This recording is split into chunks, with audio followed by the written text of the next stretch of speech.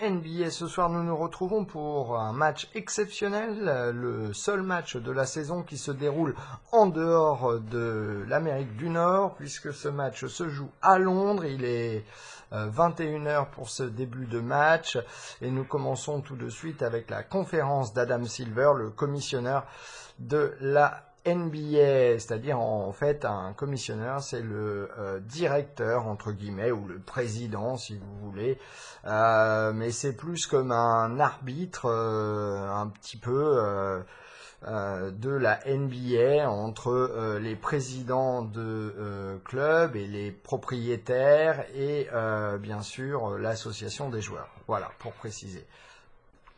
La première question posée à Adam Silver concernait la dispute qu'il y a à l'heure actuelle entre FIBA, la la fédération en fait internationale de basketball, et l'Euroleague. Et du coup, Adam Silver répond simplement que pour lui, il ne se sent pas vraiment concerné par cela. Il a plutôt un regard complètement extérieur vis-à-vis de cette dispute.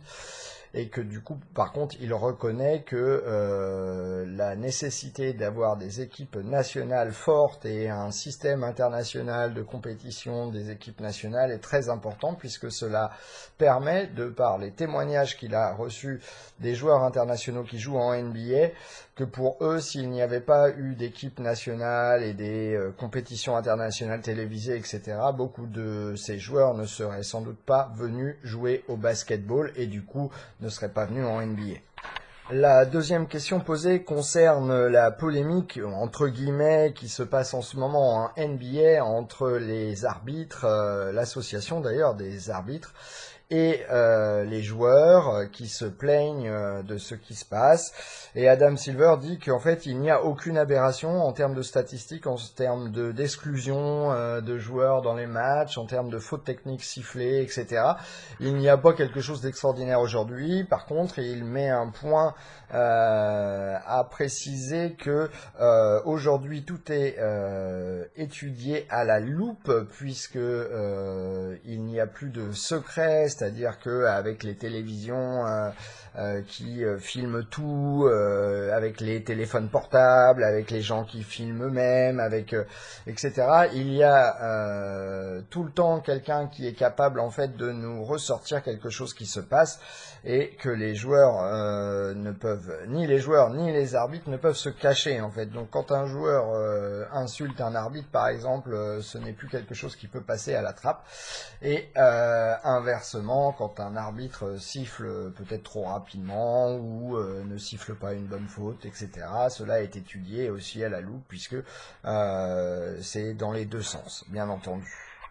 La troisième question, concerne l'Australie, et un journaliste australien demande si dans le futur proche il y aura un match dans la saison régulière joué en Australie, ce à quoi Adam Silver répond que bien qu'il y ait beaucoup de joueurs australiens actuellement dans la ligue, et que dans la ligue aussi de universitaire, il ne peut pas promettre ça parce que le décalage horaire est trop important pour que dans la saison il fasse de la place dans le calendrier pour un match là-bas. Par contre, il n'exclut pas le fait qu'il y ait des exhibitions et peut-être des camps durant l'été, spécialement NBA, avec des joueurs venant d'Australie faisant ces camps, plus d'autres joueurs, comme cela se passe en Afrique par exemple, ou en Chine, ou des choses comme ça. La même question a été posée pour le continent africain, et comme répond Adam Silver, ils font déjà toute une semaine spéciale en Afrique au mois d'août, très souvent d'ailleurs à Johannesburg, enfin les deux derniers étés c'était à Johannesburg, où ils font s'affronter des joueurs américains face à une équipe de joueurs africains, à deux reprises d'ailleurs dans ce mois d'août. Et donc il dit que pour le moment c'est pareil en saison régulière, cela l'étonnerait que cela arrive tout de suite, en tout cas pas dans le futur proche. La même question a donc été posée par un journaliste français et un journaliste allemand pour la France et l'Allemagne, comparé à Londres. Et donc Adam Silver sait que il réfère le match qui se passe à Londres comme le All-Star européen, enfin tout du moins l'équivalent du All-Star mais en Europe, pour la NBA, et du coup il dit qu'effectivement ils ont étudié la question pour Paris puisqu'il y a une salle prête pour ça, auquel il y a déjà eu des matchs de pré-saison, et la même réponse a été faite pour l'Allemagne, même si effectivement il semblerait qu'ils ont plus étudié la question pour Paris que pour Berlin, sans doute un effet de temps de déplacement plus long pour aller à Berlin, et puis la temporalité, la différence horaire entre tous les pays. La prochaine question concernait un petit peu la famille Ball et les deux jeunes frangins de Lonzo Ball qui sont partis jouer suite à quelques petits problèmes personnels, on va dire, puisque un joueur pendant un match d'exhibition en Chine avait volé des lunettes et donc s'était retrouvé en prison, et donc le président américain avait dû intervenir pour les faire sortir de prison et les faire revenir aux États-Unis, et du coup l'université avait exclu le joueur de son programme de basket tout en le conservant d'ailleurs dans l'université, et le père avait décidé finalement de reprendre ces gamins, et du coup il a décidé de les envoyer jouer en Lituanie.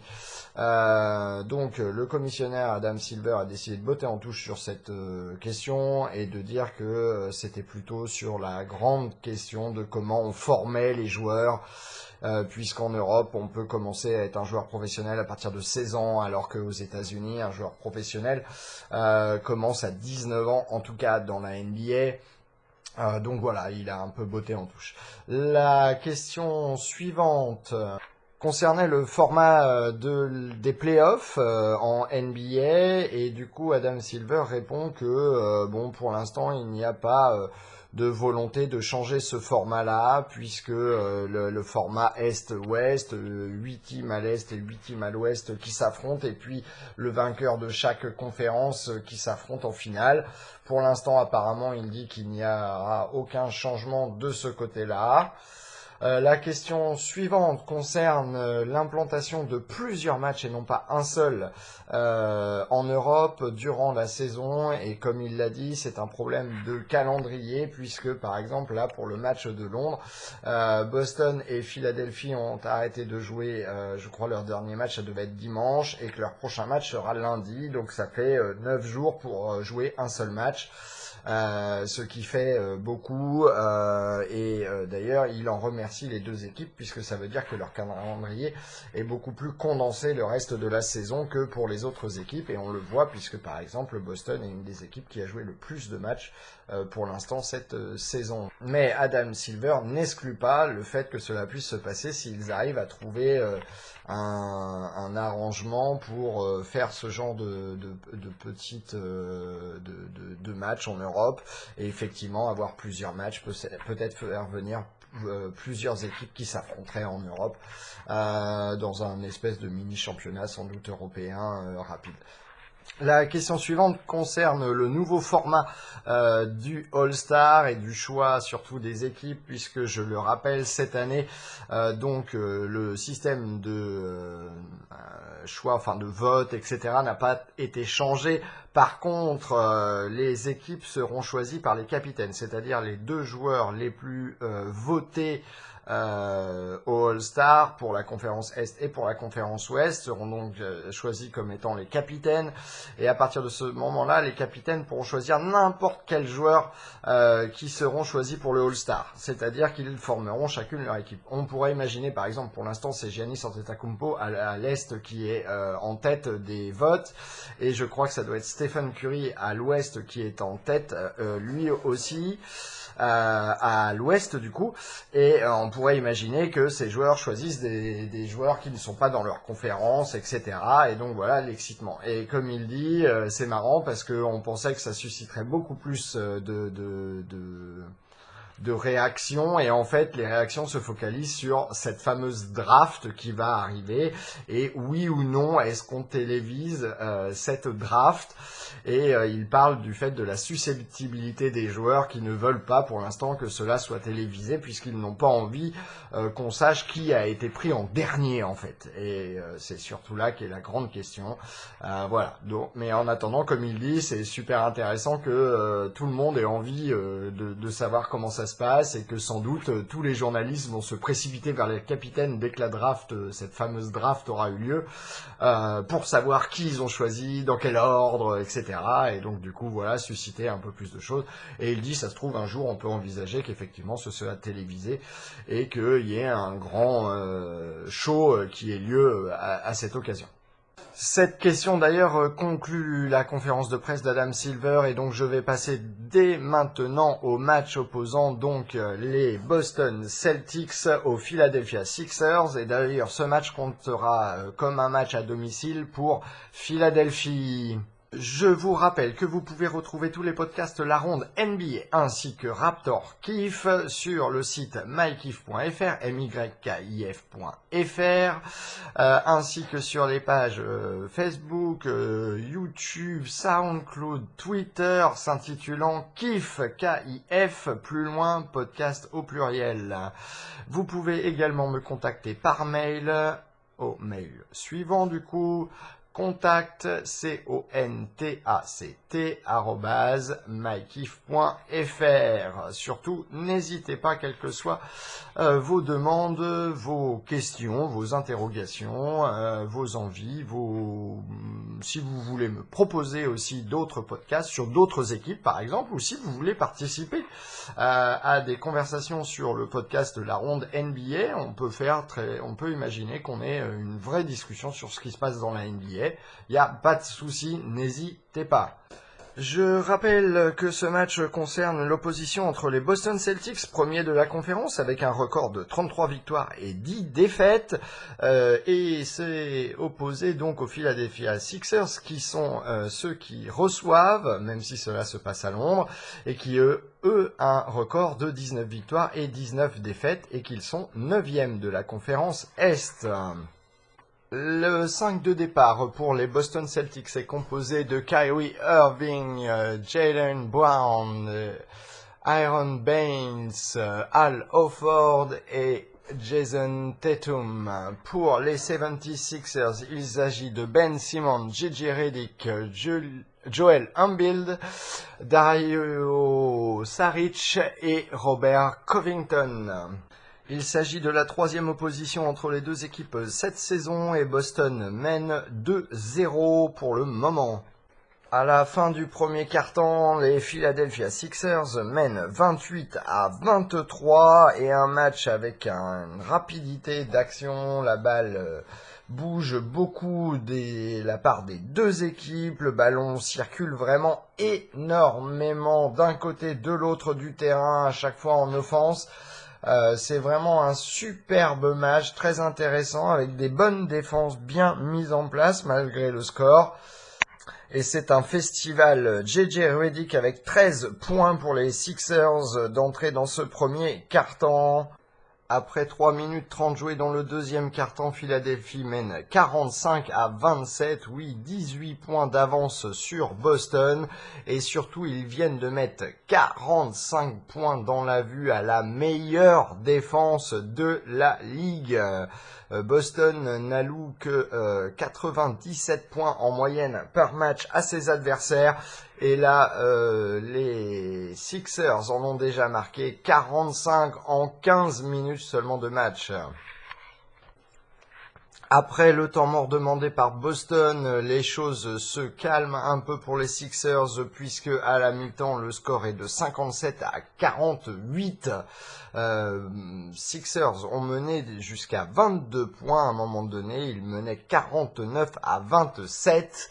Puis Boston a commencé sa remontée fantastique sous l'impulsion de Jaylen Brown, qui, par sa défense et son offense, a réussi à remettre Boston dans le droit chemin.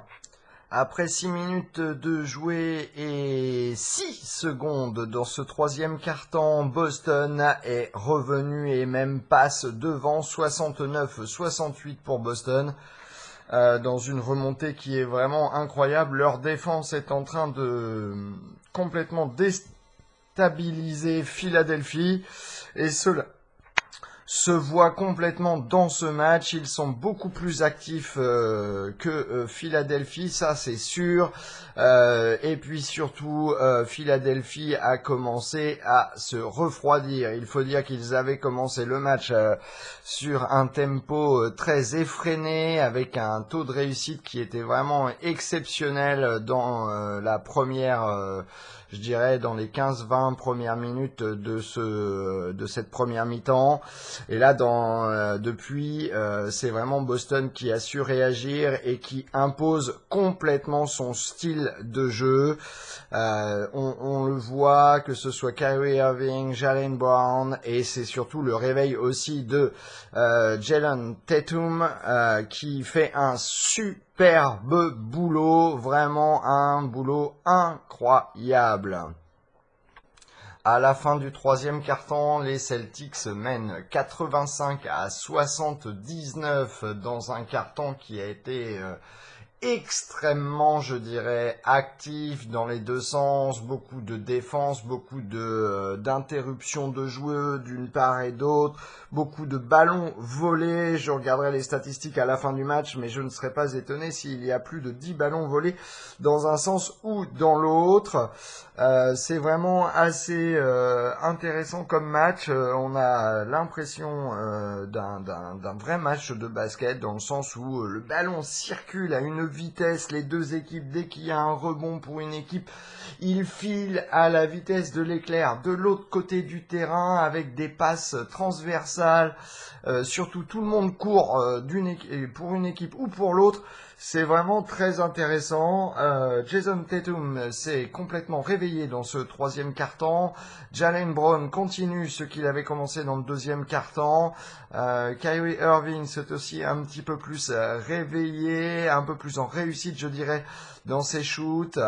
Et JJ Redick s'est calmé pour les Sixers, puisque il avait marqué 16 points, je crois, dans la première mi-temps, et que là, il a dû en marquer seulement 3 dans ce troisième quart-temps. Et un Joel Embiid qui n'est pas non plus très en réussite. Bien entendu, il est rendu à 5 passes décisives, ce qui est plutôt pas mal, et je crois qu'il a presque 10 rebonds. Cela dit, en offense, il n'est pas à la fête.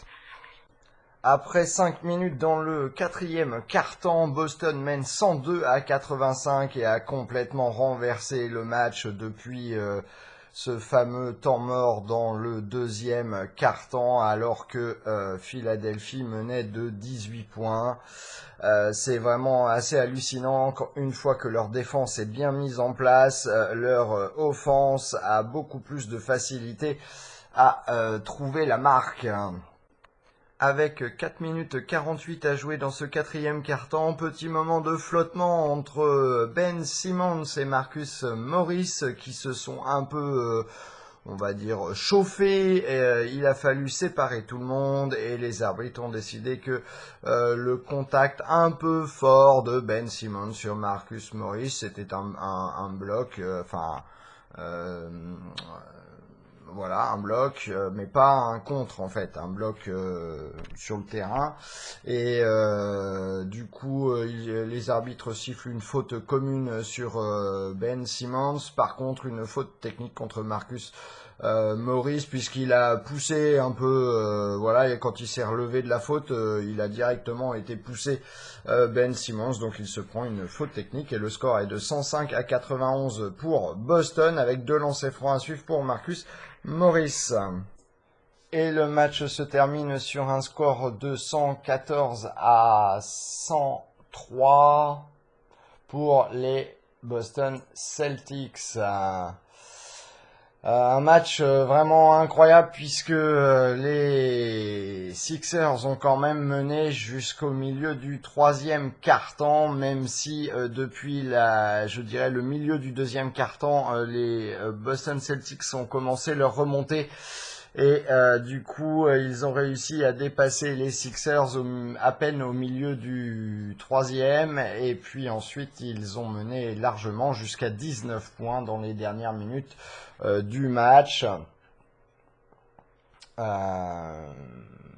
C'est ça, le meilleur marqueur du match est du coup J.J. Redick avec 22 points pour Boston. Il s'agit de Jaylen Brown avec 21 points. Le meilleur rebondeur pour les matchs est Sixers. Il s'agit de Joel Embiid. Et les deux meilleurs passeurs du match sont pour Boston. Il s'agit de Al Horford et Kyrie Irving, tous les deux avec 7 passes décisives. Voilà, c'est la fin de ce match et une victoire supplémentaire pour les Celtics. 7 victoires consécutives du coup pour les Celtics, alors que la série de 4 victoires d'affilée pour Philadelphie s'arrête là. Les prochains matchs pour les deux équipes sont dimanche et lundi. Je vous dis donc tout de suite, puisque dans quelques minutes va démarrer le match dans quelques minutes, dans une heure à peu près, 1 ou 2 heures d'ailleurs, le match entre les Cleveland Cavaliers et les Toronto Raptors va commencer. Du coup, ce sera le prochain épisode, le 40e déjà épisode pour Raptor Kiff. Et donc, ciao les copains, à très bientôt.